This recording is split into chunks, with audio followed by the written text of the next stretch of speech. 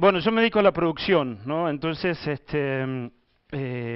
se quiere, a lo mejor esta exposición tiene mucho que ver con eso, ¿no? A lo mejor de qué forma entiendo yo la sustentabilidad, ¿no? Y de qué, obviamente, no solamente a mi criterio. Eh, yo formo parte de APRESID y bueno, algo que se estuvo hablando hoy, cuando hablamos de sustentabilidad nos referimos al tema del medio ambiente, obviamente ahí está todo lo que se refiere al suelo, a la producción, ¿no es cierto?, a la economía, para ser sustentable, si no manejamos el tema económico, nadie es sustentable, y el tema societario. Obviamente acá seguramente hay mucho para seguir trabajando y tenemos grandes vacíos, ¿no? Las buenas prácticas agrícolas en base a la formulación de la FA y su actualización en el sistema de calidad de procesos para lo que se llama agricultura certificada PRESID, bueno, hablamos de la no roturación del suelo y la mantención de una cobertura constante de rastrojo sobre el mismo, el control de la erosión, el manejo integrado de malezas y plagas, la rotación de cultivos, el manejo responsable de productos fitosanitarios y la nutrición estratégica y balanceada. Eh, y bueno, por último, me faltaba la gestión de la información ganadera. Vamos a ir un poco rápido porque seguramente entiendo que la mayoría de los que estamos acá somos agrónomos, ¿no es cierto, Laura? Ingenieros agrónomos, o sea que muchas cosas las voy a dar por conocidas. De todas formas, me quería referir al tema del origen y formación de los suelos en la Argentina y en el mundo en general, ¿no es cierto? Pero algunas particularidades que tienen nuestros suelos.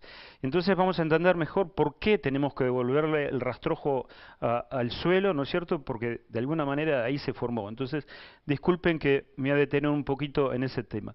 Bueno, ustedes saben que nuestros suelos son de origen loésico, o sea, en el periodo cuaternario de lo que es la parte sur de la cordillera de los Andes empezó digamos, el proceso del loess, ¿no es cierto?, que esa erosión de la cordillera sur de los Andes produce una elevación de estas partículas, de esa partícula que se llama loess pampeano en concreto, y bueno, que se extiende hacia el noreste básicamente de nuestro país.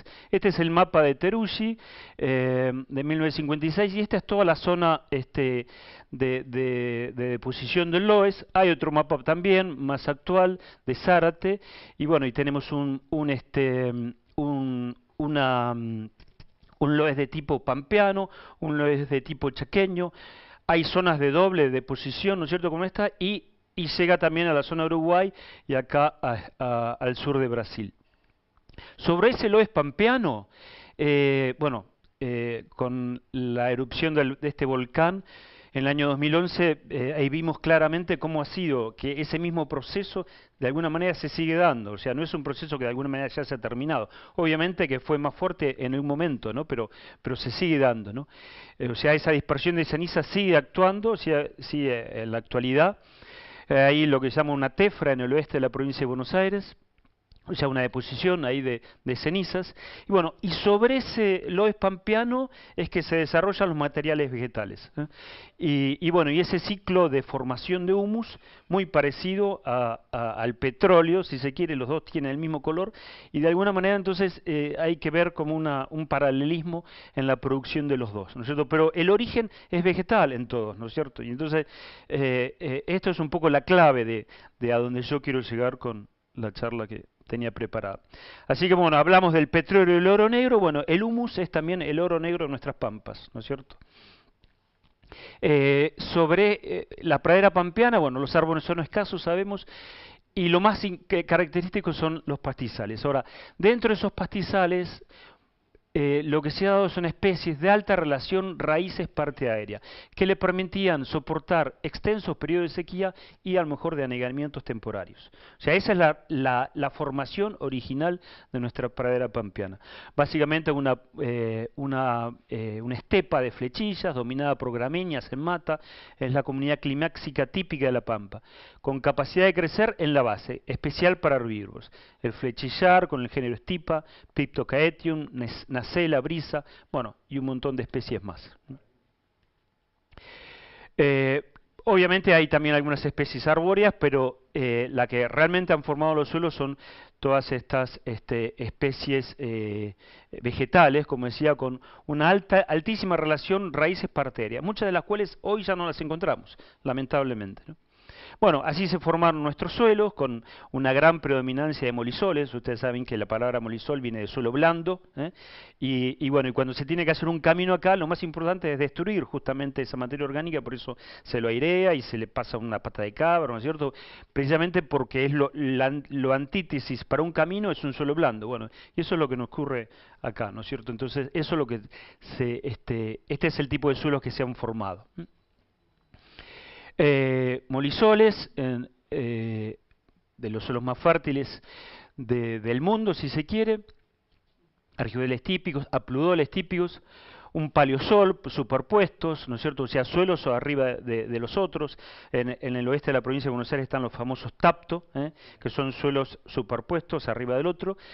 Y bueno, ha sido clave en la formación del suelo la materia orgánica, ¿no? Y esta está relacionada con todas las propiedades que hacen a la calidad del suelo, a las propiedades biológicas, químicas y físicas. O sea, la materia orgánica es un poco la clave y de alguna manera solo la sustentabilidad en lo productivo la entiendo por este lado, ¿no es cierto? Por el grado en el cual respetamos y por lo menos preservamos o hacemos crecer la materia orgánica. Ahora vamos a ver si de alguna manera se puede hacer crecer la materia orgánica, o es una ilusión o estamos yendo para atrás, ¿no? Bueno, con todo lo que significa, lo que viene agregado a la materia orgánica, porque son muchos componentes. Esto es algo interesante que se los quería traer, cómo es la organización de los macroagregados. Un trabajo que ya tiene unos años, pero es bastante elocuente. Bueno, si tenemos un macroagregado, estos son 3 milímetros, vamos reduciendo, acá ya vemos las cifras de los hongos, una espora de un hongo, acá está 0,3 milímetros, y llegamos acá a 3 micrones, o sea, esto es un micrón, ¿no? Una milésima parte de un milímetro.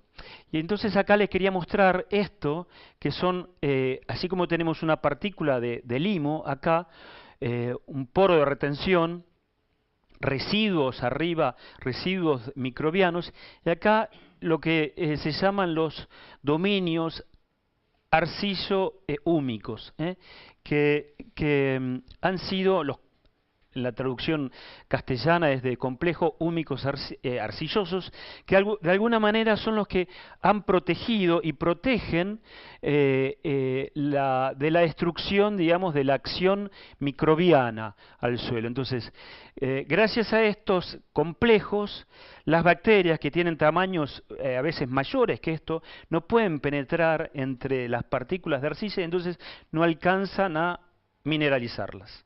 Y entonces, gracias a estos complejos, el suelo en Entre Ríos sigue teniendo color negro y en Uruguay también, ¿no es cierto? Porque si no fuera por ello, ya estarían, con la cantidad de labranza, después de 100 años de labranza, ya estarían del color de esta pared, ¿no es cierto?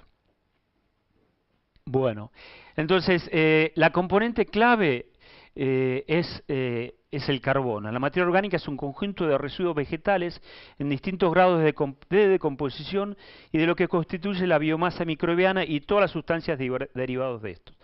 Como digo, la componente clave entonces es el carbono. ¿Qué estamos haciendo con ese carbono? ¿Por qué? Bueno, porque es reserva de nutrientes, es sostén de plantas, reserva de energía, reserva de agua. Vamos a ver algunos ejemplos de cómo es reserva de agua. Y la actividad biológica, una actividad biológica, construcción gradual del sistema poroso y de la estructura del suelo. O sea, si no fuera por la materia orgánica, sería la infiltración bajaría drásticamente. Hay miles de ejemplos, pero cómo en la medida que aumenta el contenido de materia orgánica, aumenta la capacidad de retención de agua.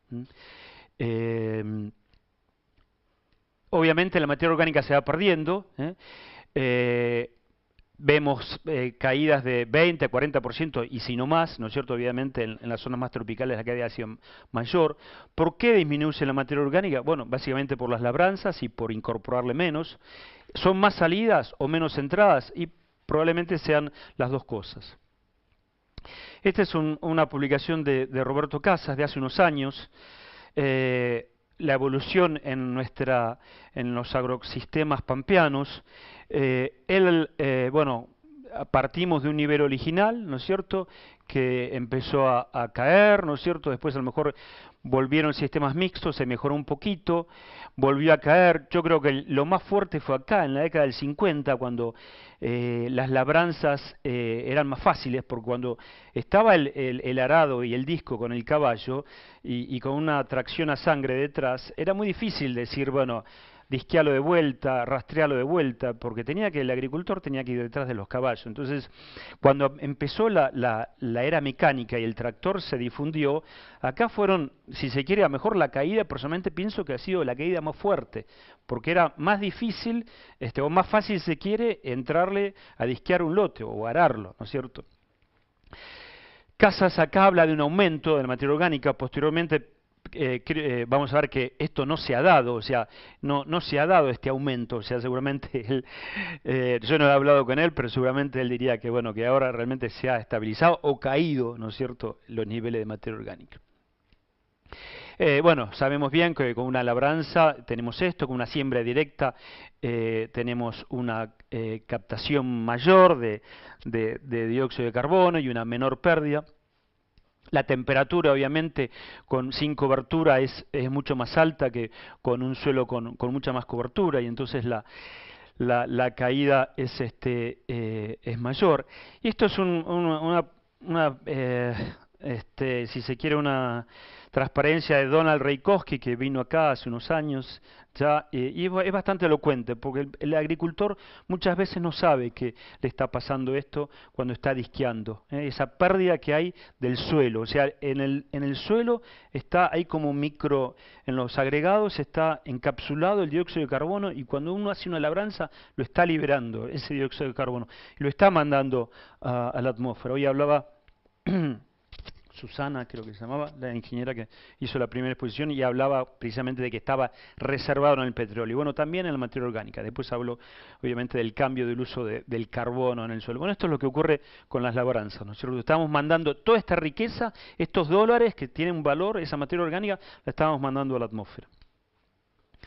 No es fácil de comprender, porque incluso entre colegas de pronto te dicen, bueno, disquémoslo, hagamos una pequeña labranza superficial. Donald Reikoski alcanzó a medir en la zona de Minnesota, fíjense, es una zona fría, miren el color del suelo que tienen ahí, y con esto alcanzó a cuantificar cuánto se pierde de dióxido de carbono con un cincel, con un disco, con una arada. Y este equipo le llamó Mr. HEM, Mobile Research Gas Exchange Machine. O sea, son algo que no lo vemos, pero que efectivamente existe. Bueno, un trabajo de Morraz del año 2000, ¿cuál era los niveles de materia orgánica? Fíjense, hay 3,9 a 4,2. Probablemente haya sido mayores los niveles, porque la agricultura entró en nuestro país mucho antes, ¿no? Quizás el siglo XVI, siglo XVII, ya que a lo mejor había valores de 5 o 6% de materia orgánica, acá en la zona norte de Buenos Aires, sur de Santa Fe, ¿no? Después, en la década del 60, fíjense cómo cayó, o sea, acá, donde teníamos 4,2%, ya no lo tenemos más, y ahora estamos a lo mejor en casi la mitad, esto en la década del 60. O sea, miren, cayó 2,2 puntos por ciento de materia orgánica ahí, ¿no? Otro trabajo de Michelena marca como un aumento de materia orgánica, ojalá se haya dado. La verdad que yo no tengo, estas son de las zonas de suelo más pesados, ¿no? de San Nicolás, Ramallo viene ahí, suelos pesadísimos con graves problemas. Bueno, y acá la pérdida que se dio después, entre el 60 y el 80, o sea que seguimos perdiendo esa gran riqueza, ese oro negro que teníamos guardado en el suelo. Otros trabajos que muestran la caída de la materia orgánica también, con los años de agricultura. Otro trabajo también muy elocuente, fíjense la cantidad de toneladas de materia orgánica, un suelo sin erosión y sin degradación, y a lo mejor hoy por hoy que nos encontramos con muchos lotes que tienen este nivel, 2,5 a 2,8, y bueno, hemos perdido 50 toneladas de materia orgánica en la superficie. Hay cientos de ejemplos de cómo la materia orgánica colabora con los rendimientos. Esta es una relación bastante elocuente, es la cantidad de materia orgánica sobre la cantidad de arcilla y limo, ¿no? Y entonces una correlación muy alta en el rendimiento del cultivo de girasol. Un trabajo mío de la tesis, que justamente es lo que todavía me falta defender, de cómo aumentando la materia orgánica aumenta el rendimiento del maíz sin fertilizante y con fertilizante. Y acá una relación más directa, el rendimiento del maíz en ensayos del sur de Santa Fe, esa relación materia orgánica total sobre la relación arcilla y limo, una relación muy directa, o sea que si estamos acá, bueno, a lo mejor estamos con 8.000 kilos de maíz. Lo fertilizamos, nos vamos a 12.000, 13.000 kilos de maíz. Ahora, si ya estamos acá en esta relación, que sin fertilizante nos rinde 4.000, 5.000 kilos, no podemos llegar con nitrógeno acá arriba. A lo sumo nos mejoramos 6.000 kilos, 8.500 kilos, o sea que el nitrógeno se compra y uno va a la agronomía y lo compra, pero la materia orgánica no se compra, al igual que los rastrojos, por eso tenemos que hacer lo posible para preservarlo. Bueno, fíjense, esto es un campo ahí en el sur de Santa Fe, Santa Teresa, Zaire Peirá, uno de los mejores suelos, con 17 años de siembra directa, con apenas 81 milímetros de siembra a madurez fisiológica, y el trigo rinde 42 quintales. Y en estos mismos suelos, el año pasado nos rindió el trigo en 300 hectáreas, bueno, el promedio fue bastante más alto, con lotes de 63 quintales. O sea, en 20 años de siembra directa se ha ido mejorando el suelo. No que hayamos mejorado la materia orgánica, ahora lo vamos a ver, pero el suelo mejora, con un manejo sustentable y teniendo en cuenta la rotación adecuada. Otro trabajo de Irurtia y Mon, fíjense, cómo hay una relación directa, 0,70, 0,69, en el rendimiento del maíz con el contenido de materia orgánica, y con la profundidad hasta el horizonte B2. O sea que los cultivos dependen de ese parámetro. Una foto de mi director de tesis, Alberto Quiroga. Miren lo que es un suelo virgen y un suelo trabajado, ¿no? Un suelo más, si se quiere, frágil, como son los de la provincia de La Pampa. Suelos a la izquierda un suelo sin disturbar, de parque, a la derecha un suelo con erosión, seguramente acá, con monocultivo de soja. En nuestros suelos limosos, lo primero que se empieza a ver es la estructura laminar en el suelo, así se parte, y entonces, ¿por qué? Porque así se reagrupa los limos, hay un encostramiento, el agua no infiltra, el agua no infiltra, como vemos acá, se evapora. Esto es en el norte de Santa Fe, fíjense, el cultivo ya está sembrado y acá sobra, pero en 15 días más les va a faltar este cultivo. Muy importante lo que hace a mantener la materia orgánica. ¿Para qué? Para que estos macroporos se mantengan, los mesoporos también, ¿no es cierto? Y entre estos dos, digamos, es el agua, básicamente el agua disponible para los cultivos. Pero esto es muy importante para que el agua infiltre, ¿no es cierto? Lo que hace a la presencia de rastrojos para la infiltración del agua. Fíjense, un lote trabajado, ¿no es cierto?, y un lote con rastrojo en superficie. ¿Qué diferencia hay? Esto es un cultivo de cobertura. Fíjense cómo el agua no infiltra acá y acá sí infiltra, ¿no es cierto? Acá más de cerca. O sea que es clave el suelo, lo que hoy comentaba y lo que todo el mundo ya sabe hoy, que hay que mantenerlo vivo, con producción vegetal arriba. Cuando el agua no infiltra, el agua busca su cauce y esto lo vemos también todos los días, ¿no? Los que trabajamos en zonas así con una cierta pendiente, y es bastante triste. Otra grave consecuencia de no mantener el suelo vivo es esto, ¿no es cierto? La cantidad de malezas resistentes que van apareciendo, ¿no es cierto? Si uno mira la evolución del monocultivo de soja, tiene una curva muy paralela a esta que estamos viendo acá. O sea, cuando hay un cultivo de cobertura, cuando hay un trigo en superficie, la rama negra no aparece y un montón de malezas tampoco, y uno puede frenar mucho más la llegada de todo este tipo de malezas resistentes. que después requieren una inversión muy alta en materia gris y en herbicidas y en costo, ¿no es cierto? Bueno, con el uso de isótopos, esta es una transparencia del ingeniero Piñeiro, de acá de la Gervasio Piñeiro, de acá de la universidad. Ahí se quiere una visión más nueva, que es, obviamente, ya no tan nueva, pero bueno, dejar de descansar el suelo versus darle de comer. Bueno, y entendemos que esa visión nueva implica eso, que favorecer las entradas, ¿no es cierto? Darle energía al suelo de la forma más eficiente. O sea, el suelo sigue respirando, hay que alimentarlo, ¿no? Para llegar a esta visión nueva, también algo que ayudó mucho fue desde hace unos años esta clasificación de materia orgánica particulada, que es la materia orgánica que es retenida en un tamiz de más de 150 micrones, y la materia orgánica adherida a al mineral arcilloso, pero esto es Mineral Argillic Organic Matter, esa materia orgánica más relacionada a la de los complejos húmico-arcillosos está acá, ¿no es cierto? Que muchas veces es el componente más alto, ¿no es cierto? La que nosotros trabajamos año a año pasa mucho acá, también pasa acá, ¿no es cierto? Pero mucho pasa acá, ¿no es cierto? Bueno, esta visión ayuda a entenderla mejor, ¿no? Tiene tamaño más grande y esta tamaño un poco menor. En general, también siempre se hablaba que la materia orgánica era como un petróleo, que no se sabía exactamente qué era. Entonces, básicamente se la clasificaba por la extracción química, ¿no es cierto?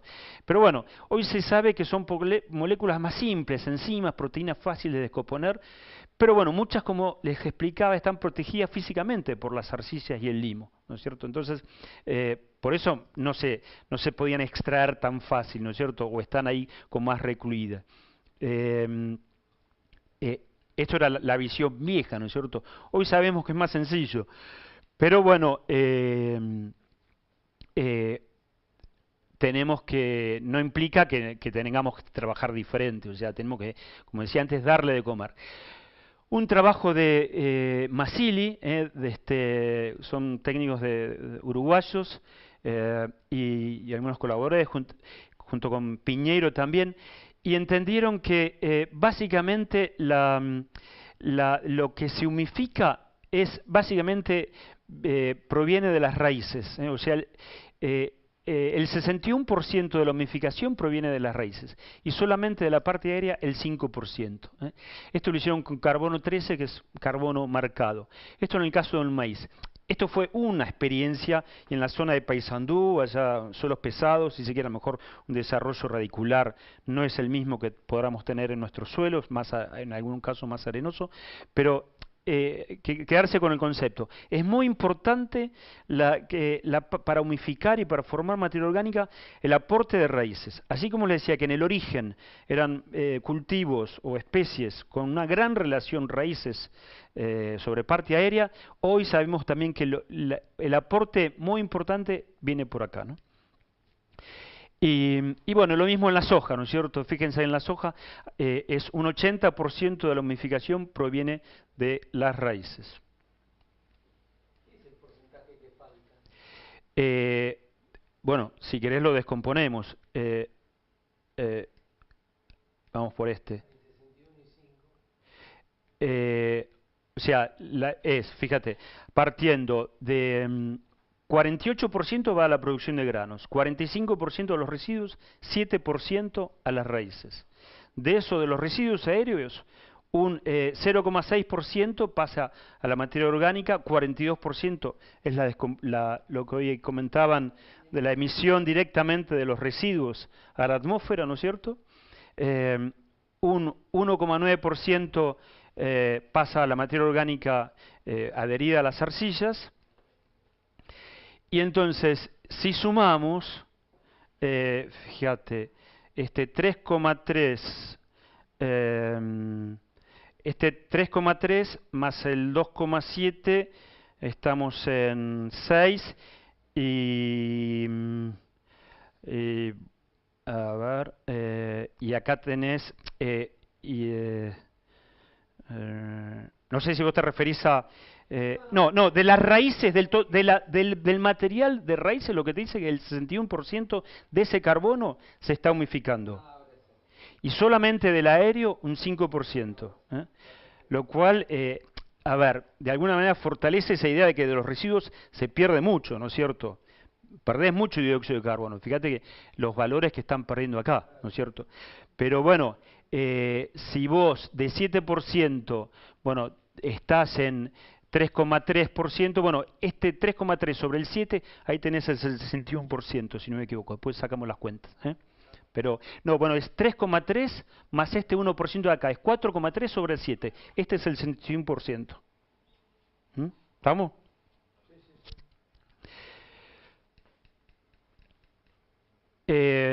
Bueno, vamos a pasar. Entonces, esto es en el sur de Brasil, ¿no? Ellos lo entendieron muy rápidamente el tema de la materia orgánica, como que lo comprendieron un poco más que nosotros, en algunas zonas, ¿no? Ellos, partiendo, si el nivel rojo es un nivel de campo nativo, como le llaman ellos, con siembra directa aumentaron, después de 22 años de siembra directa con rotación de cultivos, aumentaron 18 toneladas el carbono en el suelo. Y en la balanza convencional, obviamente, pérdida. Esa cantidad de materia orgánica también trajo aparejado un aumento del nitrógeno total del suelo. Pero hay que ver que ellos parten de un campo nativo con niveles de pH de 4,5, entonces con la agricultura y con enmiendas, la productividad les aumenta mucho, ¿no es cierto? No es el caso nuestro. Les quería traer a colación este trabajo, esta es una recopilación de Collos y Madía. Fíjense la densidad de longitud de raíces, kilómetros por metro cuadrado, para trigo a diferentes profundidades, para maíz y para soja. Fíjense, en un metro cuadrado de trigo hay 36 kilómetros cuadrados de raíces. Hay 18 en un cultivo de maíz y hay 16 en un cultivo de soja.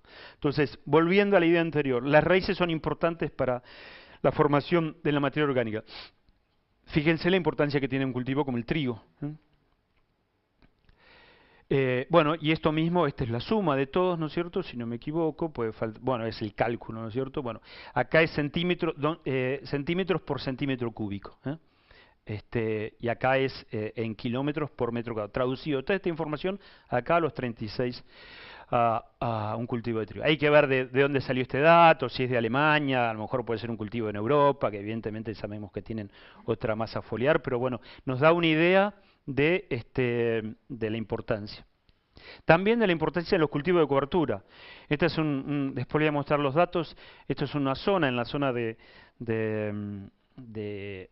noroeste de la provincia de Buenos Aires, son los aprudoles, donde se está trabajando con una rotación trigo, soja de segunda, cultivo de cobertura, maíz y soja de primera después. ¿No es cierto? Perdón, trigo, soja de segunda, maíz, cultivo de cobertura y soja de primera después. O sea, hay un cultivo de cobertura en el medio entre el maíz y la soja. Sí, sí, exactamente. Bueno, y este cultivo de cobertura, la producción alcanza 5.000 kilos de materia seca, 4.000, 6.000, 7.000 kilos, depende del año, ¿no es cierto? Pero bueno, esto es un gran aporte al pool de materia orgánica del suelo. Bueno, esta era una charla sobre sustentabilidad, entonces, bueno, un cultivo de cobertura. ¿Cuál es el objetivo? Piñeiro lo llama un cultivo de servicios, porque a lo mejor también puede servir para mejorar la infiltración, para mejorar la estructura del suelo, etcétera, ¿no?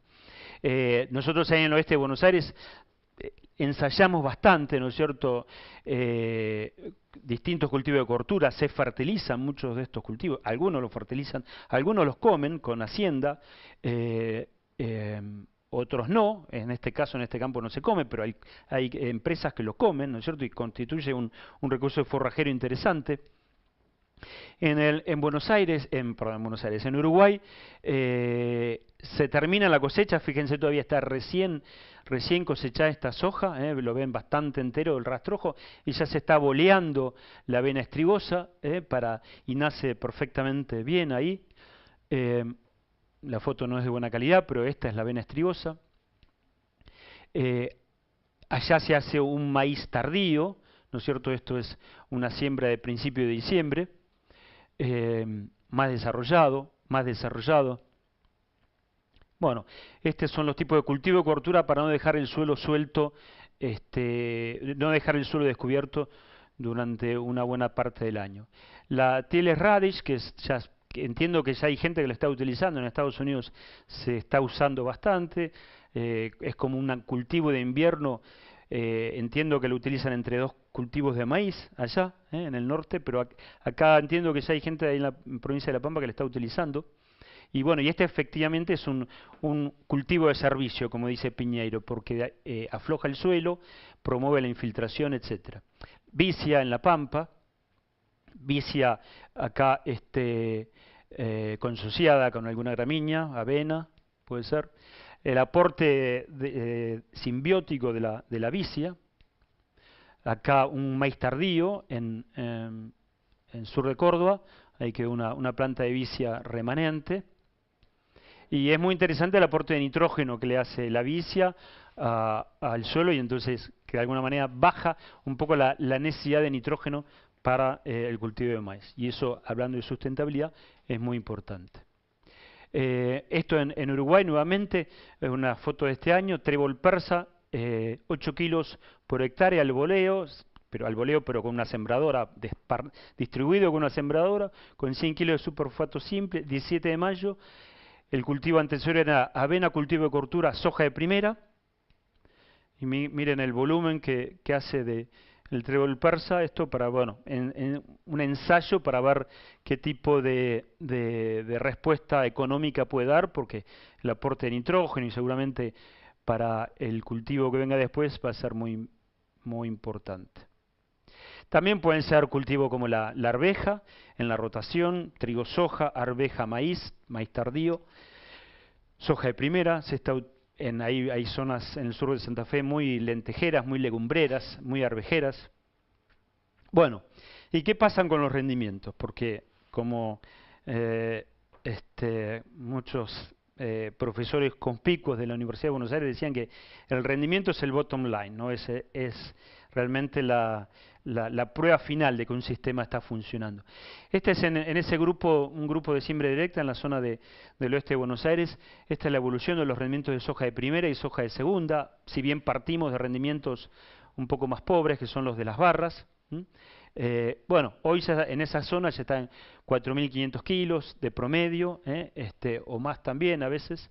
Estos son los promedios. En soja de segunda está en 3.500 kilos, la soja de segunda arriba de trigo, y con una tendencia creciente.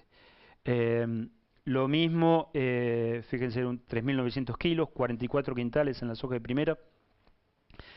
En el maíz también están, fíjense, los promedios de los dos últimos años están en 12.000 kilos.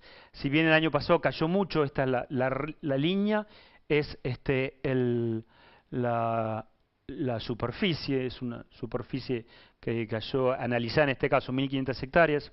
Hubo un año muy malo, que prácticamente los rendimientos fueron casi nulos en la zona, la sequía de 2011-2012.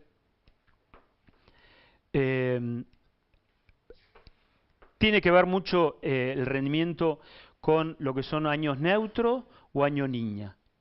Esto es una probabilidad acumulada, ¿no es cierto? Y esto es el rendimiento alcanzado. Entonces, acá, por ejemplo, este fue el año que les comenté, del año 2011-2012.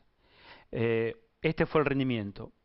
En esta serie de 21 campañas, la probabilidad es del 9%, ¿no es cierto?, de sacar 4.000 kilos en el maíz, en un año neutro o niña. Ahora, en un año niño, la probabilidad de sacar menos de 9.000 kilos es muy baja, ¿no es cierto?, en un año niño, ahí. La serie tiene 7 años niño, 7 años neutro y 7 años niña. El año neutro pasado, 2015-2016, fue el año niño más fuerte en este registro, o sea, donde se había calentado más el Pacífico a la altura del Ecuador. Y bueno, como les decía, claramente los años niños son superiores a niña o neutra, ¿no? Esta es la serie climática, ¿no es cierto?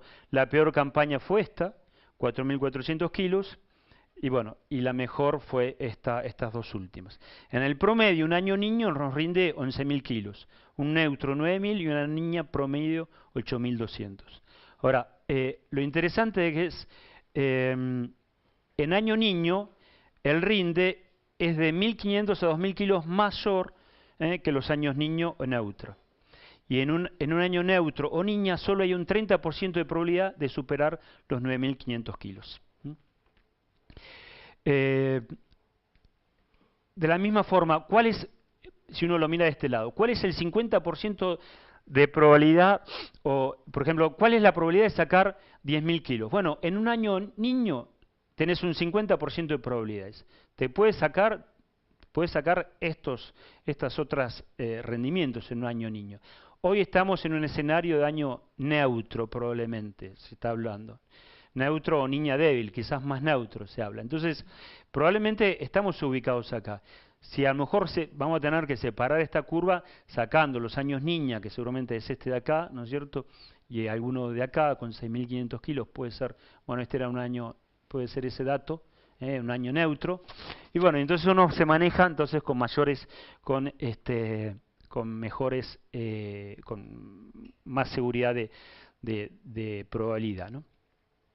De todas formas, yo lo que les quería traer a colación es que hay zonas en nuestro país, como es esta zona del noroeste de Buenos Aires, en las cuales la productividad es muy alta, es altísima. Fíjense que los rendimientos de maíz son altísimos, son 11.000, 9.000 y 82 quintales, ¿no es cierto? O sea que el residuo que le estamos dejando al suelo, hay zonas que permiten esto, ¿no es cierto? Que permite una agricultura permanente, como es este caso.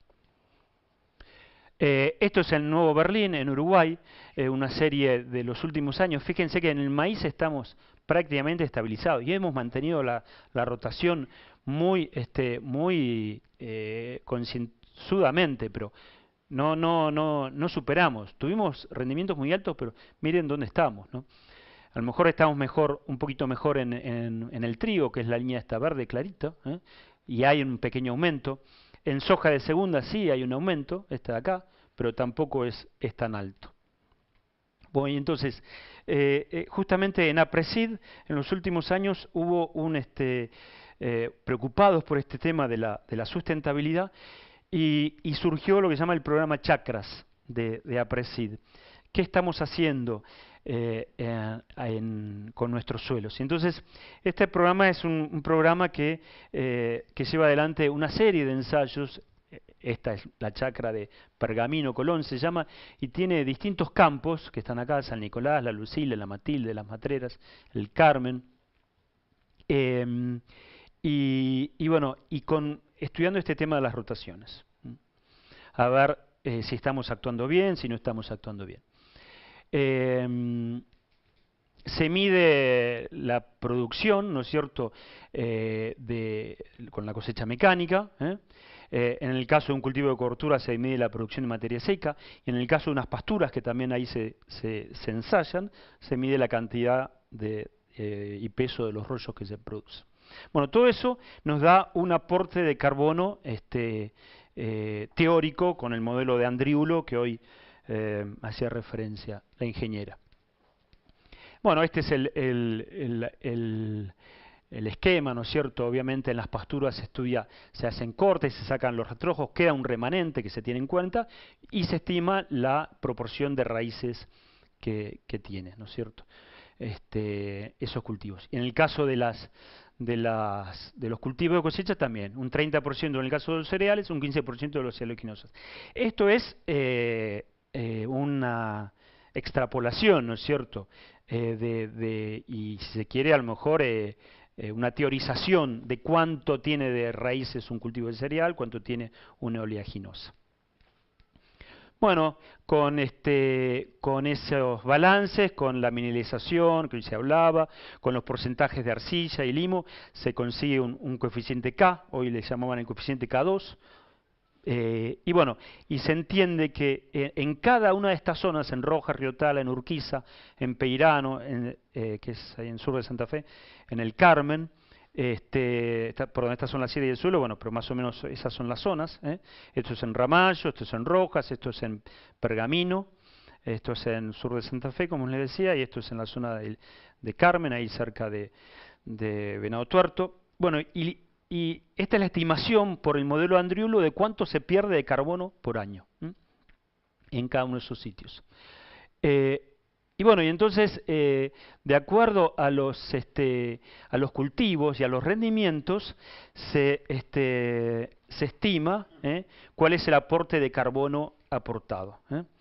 Entonces, en el caso de las pasturas, fíjense que en las pasturas de alfalfa, la cantidad de carbono aportado es bastante bajo, sí, proporcionalmente bajo. En cambio, una pastura con suciedad es mucho más alto, el aporte de carbono. Los rojos son los maíces. Y entonces están en estas líneas, entre el 5 y el 10%. Entre el 5 y el 10% de lo que rinde el cultivo de maíz se aporta de carbono. A lo mejor en este caso, que había más cantidad de rastrojo, rindió menos, pero tuvo un nivel de aporte de carbono más alto. Acá están la soja, es muy poquito el carbono que aporta, todos somos conscientes de eso, por eso son niveles muy bajos, rendimientos bajos, pero también aporte de carbono nulo o muy bajo.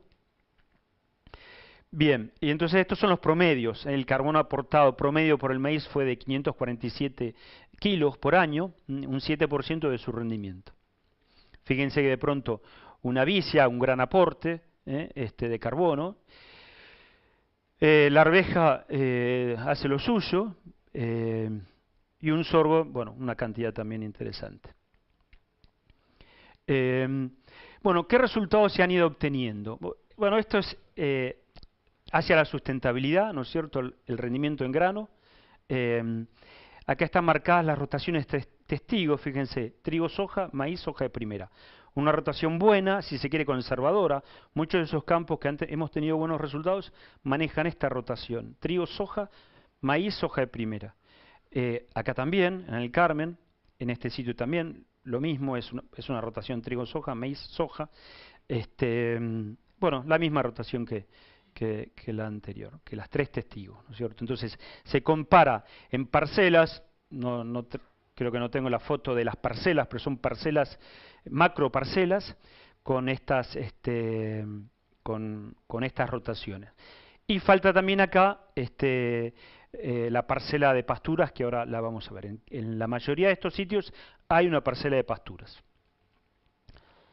Estas son 100% gramíneas, 100% gramíneas, trigo, 100% gramínea, cebada, sorgo, trigo, maíz, no tiene, porque decíamos, bueno, a ver, una bomba de carbono, ¿no? O sea, nada de soja, nada de vicia.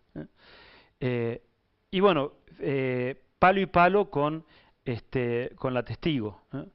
En este caso, un aporte perdón, un rendimiento, esta es la suma de todos los rendimientos, ¿no? Hay que ver el valor económico de esto, ¿no? Bueno, acá hay alguna duda, por eso el signo de interrogación. Bueno, ¿y cuál ha sido el aporte de carbono por la rotación? Bueno, esto es un poco lo que también lo que quería mostrarles. Fíjense, la de arriba es una pastura, ¿no es cierto? Fíjense que es la que más aporte de carbono ha hecho al suelo. Una rotación que tiene un cultivo de cobertura como la vicia en el medio, un gran aporte de carbono. En San Nicolás, ahí en el sur de Santa Fe, nuevamente la pastura, la que más aporte de carbono ha realizado. La que tenía 100% de gramíneas no alcanzó a la pastura. En el Carmen, nuevamente la pastura consociada y la de alfalfa abajo, o sea, una pastura de alfalfa, la producción de carbono que realiza es baja. Si se quiere, a lo mejor habrá que ver otros índices, pero por el lado de la materia orgánica no alcanza. Y en este caso, esta pastura de este sitio, hubo algún problema con la pastura, por eso los valores son bajos. Esto graficado de alguna otra forma también, este es abajo el índice de intensificación, o sea, cuánto del tiempo cronológico está cubierto, ya terminamos, no sé si Laura, cuánto del tiempo cronológico está cubierto el suelo. fíjense que el aporte de carbono solamente es alto con las pasturas consociadas, nuevamente lo que les decía. Y bueno, entonces, de acuerdo al balance de Andriulo, esto es lo que se pierde en esos sitios anualmente por mineralización si no hacemos nada, y solamente con las pasturas estamos ahí en el límite de la recomposición del carbono. ¿Se entiende? Esta es si se quiere, el resultado un poco triste del asunto, pero es la realidad, es la realidad. Si queremos sustentabilidad y queremos mantener los niveles de materia orgánica, personalmente pienso que tenemos que ir a una rotación en nuestra zona climática con pasturas y pasturas consociadas. Pero ¿qué ocurre? Nosotros estamos hablando de los 20 centímetros, ¿no es cierto? Hay toda una primera capa, lo que Molina le llamaba la piel del suelo, que se ve beneficiado, porque el carbono particulado, que es ese carbono de mayor tamaño, en los primeros 5 centímetros ha aumentado. Fíjense, estos son todos los sitios y ha aumentado, o sea, hay una tendencia creciente. Especialmente cuando está la pastura, ¿no es cierto?, que son los datos de acá, ¿no? Bueno, el rendimiento en grano, el aumento de la intensidad de las rotaciones conjuntamente con presencia de gramíneas y leguminosas, soja y vicia, generaron los mayores rendimientos totales. La incorporación de vicia permitió obtener similares rendimientos que otras rotaciones de intensidad parecida, a pesar de tener un cultivo menos de cosecha. Las rotaciones 100% gramíneas tuvieron un menor rendimiento comparado con otras rotaciones, posiblemente asociado a la inmovilización de nitrógeno. Y en el carbono, el aumento de la intensidad incrementa el aporte de carbono al sistema, especialmente en rotaciones que incluyan vicia de cobertura. Las pasturas tienen mayores aportes de carbono al sistema que las rotaciones agrícolas. Rotaciones dominadas únicamente por gramíneas no aseguran un mayor aporte de carbono al sistema. Y la inclusión de leguminosas mejora los rendimientos y aportes de carbono de las gramíneas y de la rotación en su conjunto. ¿Cómo estamos de tiempo? ¿Puedo seguir un poquito? Si no están cansados, ¿no? La cabeza se satura. Bueno, el carbono del suelo medio como carbono orgánico particulado fue el indicador gráfico más sensible a cambios en la intensidad de cultivos en la rotación. En todos los establecimientos el aumento de la intensidad se asoció con aumentos del carbono orgánico particulado, que es la materia orgánica joven, también llamada materia orgánica lábil, y que grandes beneficios le traen al suelo. También hay otros beneficios en superficie, o sea, si bien no aumentó todo el carbono en 20 centímetros o en profundidad, no recuerdo el método de Andriulo hasta qué profundidad llega, pero en superficie se ven grandes beneficios, ¿no es cierto? Este es uno, ¿no? Las lombrices. Esto es en el sur de Santa Fe. Fíjense, y esto es un cultivo de trigo. Fíjense el efecto que hacen las lombrices en algunos lotes, porque van avanzando, no solamente en el sur de Santa Fe, también en zonas más de los zonos apudoles, allá de... las lombrices hacen un trabajo espectacular. Cuando llueve, miren cómo mueven el suelo, ¿no es cierto? Y bueno, entonces, a lo mejor no está cuantificado en carbono orgánico total, pero esto es de un gran beneficio. Por eso los rendimientos, por eso la mejora de los rendimientos en el sistema de siembra directa, ¿no? También. Pero bueno, yo personalmente pienso que hay que incorporar la ganadería, o sea, nosotros no estamos en la latitud de Iowa o de Illinois, donde les tienen que frenar para hacer maíz sobre maíz sobre maíz, ¿no es cierto? Porque no somos aptos para el maíz. En la Argentina, estaba esta semana con gente de Monsanto, ellos están viendo que el promedio de rendimiento del maíz de la Argentina son 69 quintales, son los últimos 4 o 5 años. Es el rendimiento promedio nacional. ¿Cuál es el rendimiento promedio de Estados Unidos? ¿Alguien lo sabe?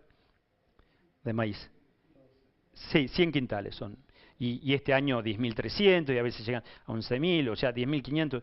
Eso incluyendo las zonas más pobres como, qué sé yo, no sé, Dakota, Cerrado, Nebraska o lo que sea, zonas que no se hace con riego, donde a lo mejor le rinde 60 quintales. Entonces, seguramente Illinois, Iowa, Indiana, el maíz rinde 13.000 kilos. ¿No es cierto? Entonces ahí a lo mejor la sustentabilidad pasa por la producción de maíz exclusivamente y no tiene necesidad de entrar en pasturas.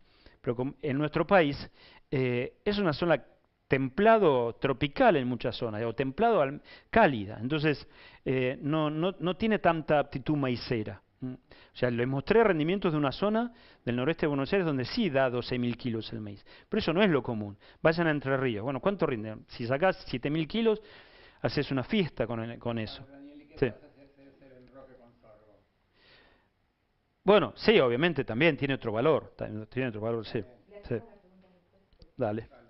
Bueno, entonces, la incorporación de pasturas es muy beneficiosa. A campo con una rotación pastura leguminosa, la infiltración del agua resultó un 80% superior a un monocultivo de soja.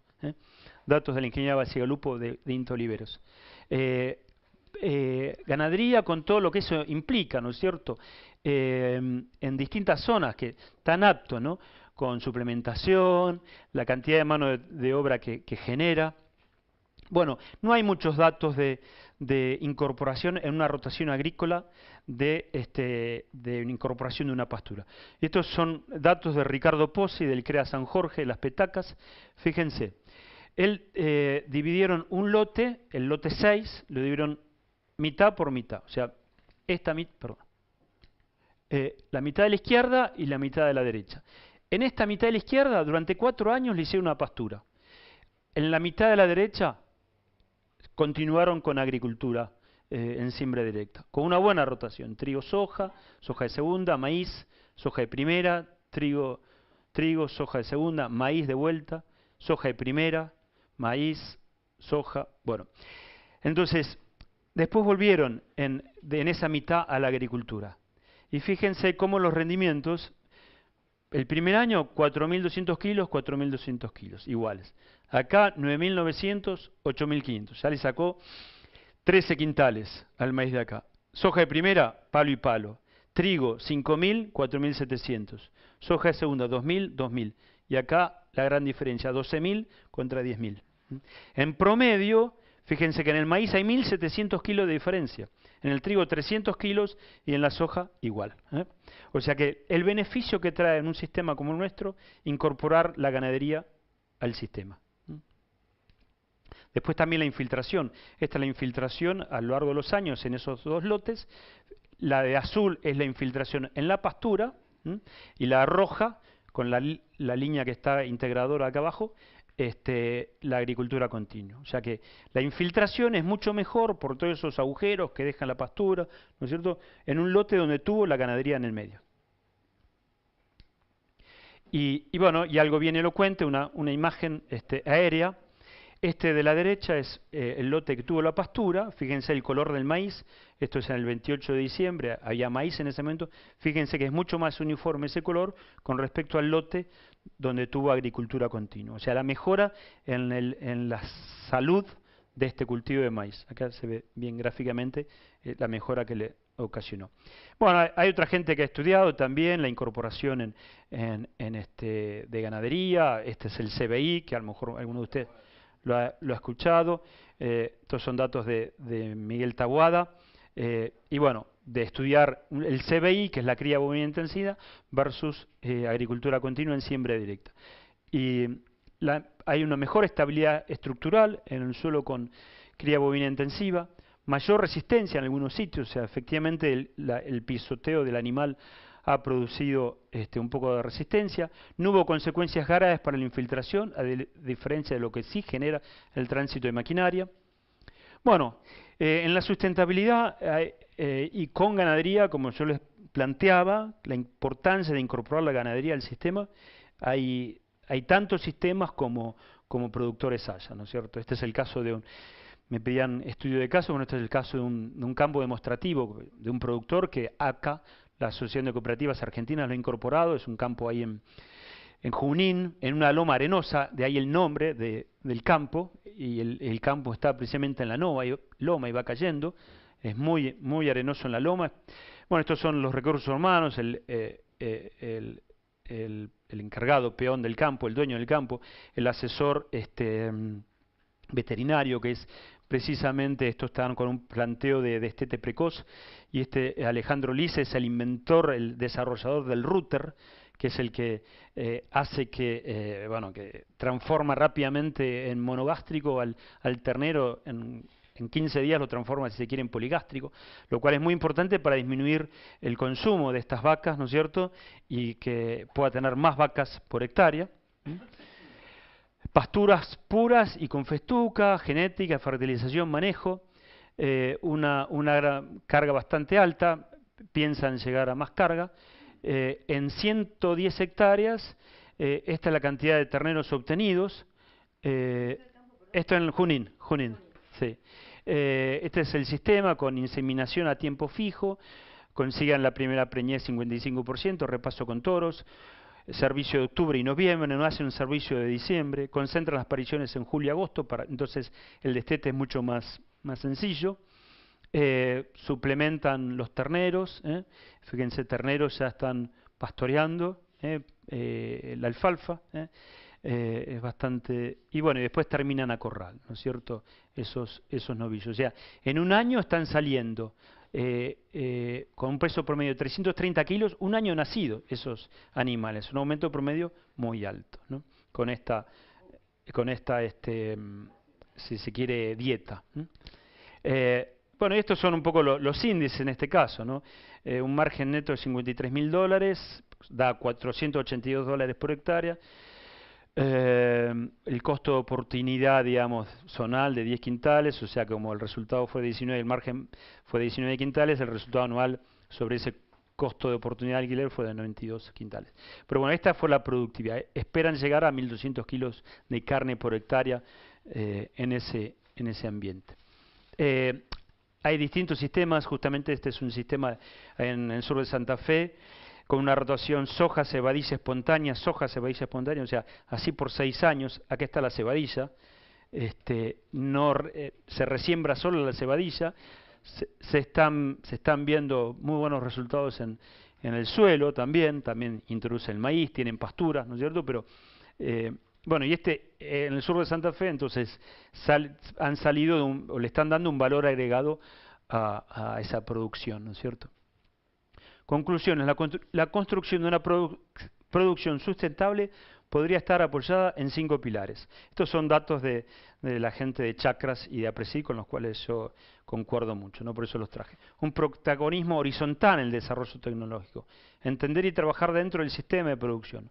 Aumentar la diversificación, apuntar a acoplar el carbono, el nitrógeno y el fósforo, y una muy importante clave, que es la formación de recursos humanos justamente cuando uno está en un sistema ganadero. El impacto sobre el ambiente será menor y una producción amigable con la sociedad. Por eso los sistemas integrados de producción son una alternativa para generarlo. La Federación Agraria hace años que viene insistiendo con el sistema mixto, con la chacra mixta que le llama, porque habla de una integración y que el productor se queda en el campo, o sea que a lo mejor quizás deberíamos haberlo escuchado a Federación Agraria muchos años atrás, ¿no es cierto? Y a lo mejor pensábamos, inclusive yo, que con un sistema agrícola permanente, con una buena rotación, se podían mantener los suelos. Y bueno, vemos que no se mejoran los suelos. Al sumo podemos llegar a mantenerlos y hasta ahí nomás, ¿no? Bueno, se habla mucho de agregado de valor, ¿eh? Y en todos hay un montón, hasta una secretaría, si no me equivoco, en el Ministerio de Agricultura sobre agregado de valor. Hay muchos temas para hablar. Yo trabajo en una empresa rosarina que se llama Sojar, que produce isoflavones de soja, o sea, en base a soja producen un producto. Los isoflavones se están utilizando mucho, son nutracéuticos para las mujeres, para los varones, y bueno, y estos productos se exportan al exterior y tienen un altísimo valor. Y no hay muchas fábricas, empresas proveedoras de isoflavones. Esta es una de las más importantes. Tiene hasta un microscopio electrónico, que no hay muchos en el país. Tiene laboratorios auditados por la FDA de Estados Unidos. O sea, pueden exportar a muchos países. Bueno, ¿saben cuánta soja utiliza esta empresa por año? 4.000 kilos de soja. Un carrito, la producción de una hectárea. O sea, no alcanza, digamos, o sea, efectivamente es un producto de altísimo valor, pero para darle valor a la producción agropecuaria, bueno, tiene que pasar por otro lado. Personalmente pienso que pasa por la producción de carne, ¿no es cierto? Aviar, porcina, o bueno, inclusive el bioetanol que hoy se hablaba, o cárnica, ¿no es cierto?, ganadera. Bueno, en la APRESID tenemos el sistema de agricultura certificada, que habla de la sustentabilidad. Es un sistema de siembra directa con prácticas de producción sustentable más tiempo, porque todo esto lleva una cierta evolución. Hay 100.000 hectáreas certificadas, unas 60 empresas, hay 30.000 hectáreas en proceso de implementación, con prácticas, digamos, que hoy ya venimos hablando, ¿no es cierto?, de de lo que llaman las buenas prácticas agrícolas.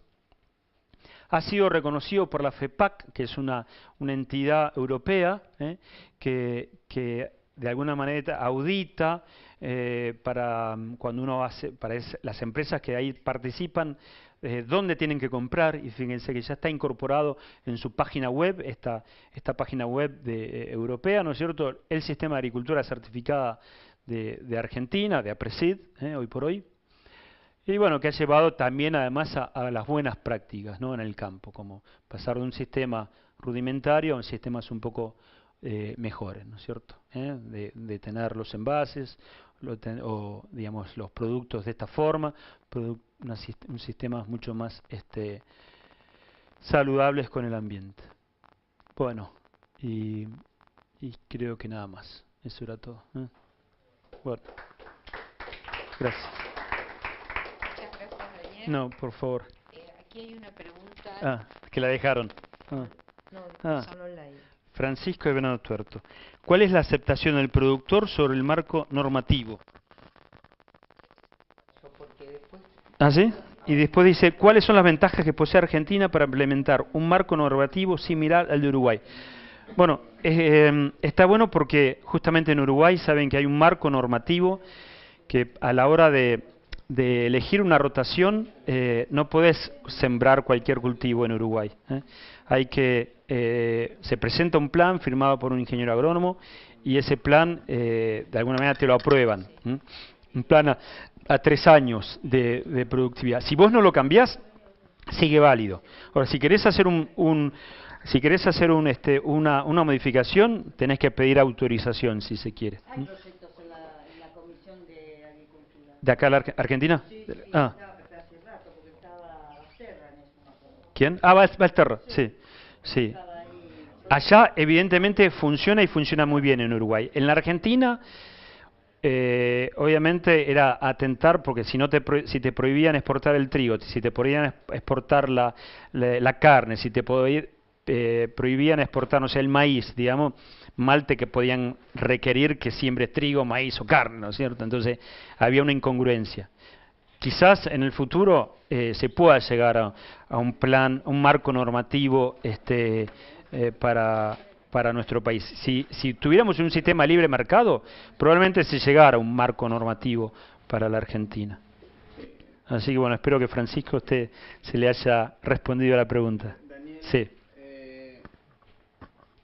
Vos, tu expresión, que me parece muy buena, digamos, de una honestidad intelectual, y porque tenés muchos años de APRESID, fuiste, para los que no lo saben, fuiste el primer coordinador técnico que tuvo APRESID, y yo quería saber si tus palabras de con la agricultura sola no mantenemos los niveles de materia orgánica, hoy es la palabra oficial de APRESID. No, para nada. O sea, no es la Biblia APRESID, ni hay un magisterio que lo No, está bien, interprete. pero quiero saber... no, yo lo que vemos... Yo cuando era técnico regional ATR de APRESID, tuve mis choques porque decían que no hacía falta terrazas. Ah, no. Hasta que se encontraron con lo que había en Entre Ríos. Claro. Yo quería saber si... o sea, a veces, si bien son súper innovadores, pero a veces les cuesta salir de ciertos esquemas. Sí, te diría que hay tantos esquemas como miembro de APRESID y además tampoco nadie tiene la palabra oficial. Yo lo que digo que, con el tema de la... Pero vos tenés datos. Sí. Yo lo que veo que hay zonas donde el maíz, como le dije, el noroeste de Buenos Aires, muy bien trabajado, con cultivo de cobertura, donde de alguna manera se consiguen esos rendimientos que no tenemos los datos de chacra, o sea, no sabemos cuánto carbono hemos aportado. A lo mejor convendría correr el programa de Andriulo o el Century que hoy comentabas, entonces saber cuál es el nivel de materia orgánica en esos suelos, ¿no es cierto? Hay zonas que no, o sea, solamente con ganadería, o sea, únicamente con ganadería vamos a volver a de alguna manera recuperar. Sí, igual y cambia mucho, por ejemplo, si te vas a Balcarce, si tenés los datos de la gente de suelos de la unidad integrada, vas a ver que ellos recuperan muy fácilmente los niveles de materia orgánica, pero también pasando por una fase ganadera. Ah, bueno, listo. Ahí tenés, sí. Sí, sí, la fase ganadera me parece que hoy por hoy no, obviamente tampoco en Europa, un sistema, seguramente tampoco ellos habían alcanzado un balance de carbono positivo. No sé cómo es allá, ¿no? Sí. No, no, pero que no, quédate tranquilo que no hay una palabra oficial de APRESID. Ok. O sea, vale tanto la tuya si seguís siendo socio de APRESID como la mía, ¿no? Ahí, Está bien, Jorge. gracias. Mostraste. Ah, sí, Hay aquí, dale. bueno, acá está el mail, así que Ah, bueno. ya le estamos respondiendo. Hay una persona que pide que le pases tu mail porque Ah. tiene algo interesante, una información interesante para pasar. Bueno, cómo no. Y de paso aprovecho para agradecer a Presid, ¿no es cierto? Mucha de esta información que yo tengo proviene de ahí y a una consultora, Soluciones Globales de Tierra, que es la consultora que trabajo con el ingeniero Sacconi. ¿Mm? Sí. Mostraste varios resultados del programa Chakras. Quería saber si eso está publicado, porque una grave deficiencia, y eso hablo a nivel general y que le llama la atención cuando nos Sí. comparamos, que nada se publica en Argentina. Entonces queda en Sí, sí, en presentación. paper, sí, en presentación. Claro, exacto. Sí, es Y cierto, después sí. cuando se hacen los relevamientos Sí, y cómo sí. se avanza, Mm. si no está publicado es como que se Sí, pierde o sí, queda es muy cierto, sí. circunscripto. Sí, ¿Sabés sí. algo? Si se está publicando algo de esto. Esto me comprometo a buscarlo. Ya tengo los datos por vía directa, digamos, pero algo se ha publicado, pero de esta última, el último informe que presenté fueron los informes hasta este año, porque estas chacras y estos ensayos acaban de cumplir, empezaron en 2011, entonces acaban de cumplir 5 años. Los últimos creo que todavía no han salido, pero me comprometo, Jorge, a acercártelo si es que está publicado, ¿no es cierto? Cuando se publican las... Sí, personal, sí. Sí, es cierto, sí. Sí, la difusión está en los congresos, pero muchas veces, vos fíjate, en los congresos está en la página web, tenés que ir a la página web y tienen poca trascendencia. Pero bueno, yo formo parte hoy de la comisión directiva, entonces voy a trasladar esta información a... Lo que ves. Fueron muy impactantes, Ah, apoyadas con datos. datos experimentales. O sea, Sí, sí, no hay discusión. sí. Gracias a Dios, sí.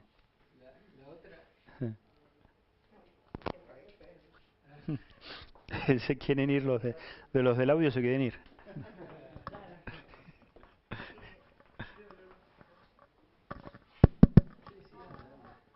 No, la otra que me llamaba, me quedó en la cabeza era Sí. el muy bajo porcentaje de incorporación de los residuos aéreos, Sí. lo cual, bueno, está el tema de, bueno, cuánto residuo aéreo podés llegar a retirar del sistema Sí. sin que se vea Afectes, afectado, claro. porque, Está bueno, bien. el gran aporte lo está haciendo las raíces, etcétera, sí, etcétera, sí. ¿no? Sí, eso, ten en cuenta que son dos experiencias en una sola de suelos muy particulares, como son en Paysandú, suelos pesados, ¿no es cierto?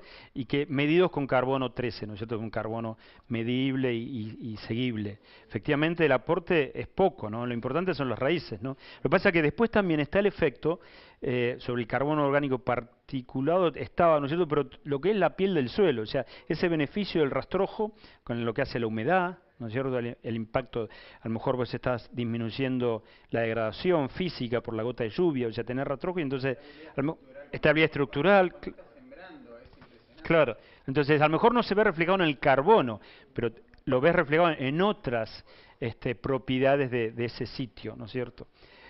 Ojalá esos trabajos con carbono 13 se siguieran en otras zonas, ¿no? Personalmente yo pienso bueno, en fin, de alguna manera preferiría que lo captase digamos un animal, una hacienda, ¿no es cierto? Ese rastrojo, ese remanente, y no hacer otras extracciones, ¿no es cierto? Porque me parece que podría haber otro tipo de fuentes energéticas, se quiere un poco más. Yo te quería Sí. preguntar lo del sorgo. Sí. Porque Fernando Andrade dice que la mejor zona para hacer maíz es Balcarce. ¿Por qué? Porque, bueno, él se Sí. formó allá Sí. y Balcarce es lo más parecido al Corn Belt, Americano. a las zonas de más alto rendimiento. Sí. Pero de Balcarce para arriba está el grueso de la producción. Sí. Entonces, está bien, es cierto, el sorgo vale menos, pero también se puede convertir en carne, también se pueden hacer sorgos sin taninos, sorgos blancos. No sé si vos lo has manejado. Sí, sí, obviamente sí, producción de sorgo siempre hacemos y obviamente en los años niña, bueno, son un poco más resistentes, se ha crecido muy poco en la genética del sorgo y entonces a veces es como más fácil hoy con un maíz tardío, en las zonas más complicadas, sembrar un maíz tardío y bueno, que te puede rendir 9.000 kilos de piso, o sea, con los maíces tardíos se ha elevado el piso, ¿no es cierto? Quizás no el techo, pero sí el piso. Entonces, casi prefería a lo mejor un maíz tardío que hay que encontrar que un sorgo, ¿no es cierto? Sí, además porque te come el flete. Ah, también, sí. También, claro. Dale.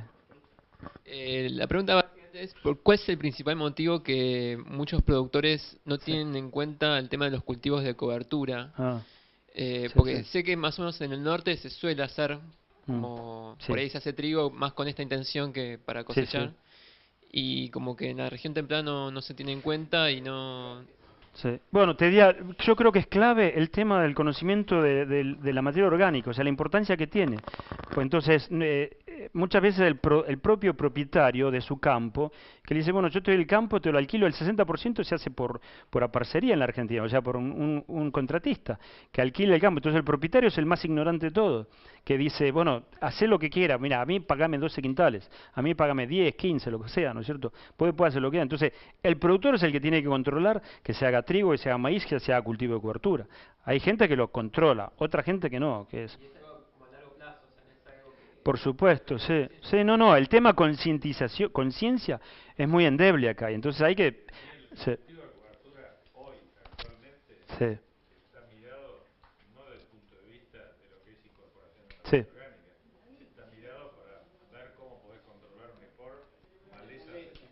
También, por ejemplo, sí, en la materia orgánica. Sí. Otra pregunta, sin título. ¿Existen casos que hace un incremento significativo de carbono y aumento de materia orgánica en suelo superior al promedio? Un caso puntual. ¿En cuántos años se puede medir para que sea relevante? Bueno, incremento significativo de materia orgánica en la Argentina, yo no conozco.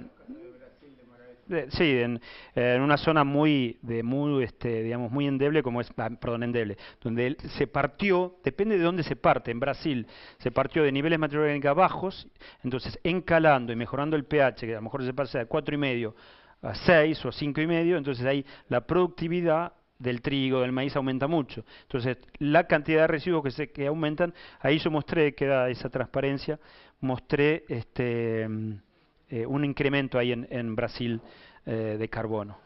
Y está medido en 22 años. Nosotros hemos medido con vos en trabajo. Nosotros en Formosa tenemos medido de chacras de desmonte pasadas a maíz o a cultivos, digamos que en cierta medida no son bastante conservacionistas, bajadas de 4,5% de materia orgánica a 2,5 en 20 años. O sea, eso sí lo podemos afirmar con vos porque lo hemos medido. O sea, que lo hemos medido en Formosa y en Chaco. Caída de materia orgánica. O sea, lo que no sabemos en cuánto lo podés recuperar en el tiempo, pero eso que lo la triste, caída ha sido en chacras de 20 años, esa es la caída.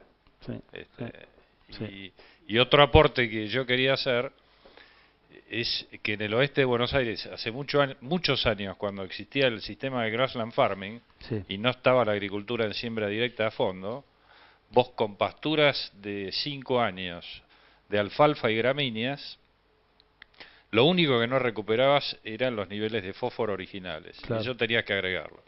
Pero lo que era la estabilidad estructural, que ahora puede haber cambiado los parámetros para medirla, o lo que era la materia orgánica, vos recuperabas casi un 80 o 90% con 5 años de pastura. Ahora, yo creo que el problema de las pasturas ya pasa a ser un problema económico y de capital, y yo no sé, digamos, eso ya requeriría un planteamiento país totalmente distinto. Sí. Los campos levantaron todo y ya no pueden volver. No, y eso lo ves muy claramente, ¿no? Bueno. Bueno, muchas gracias, Daniel. Gracias a ustedes.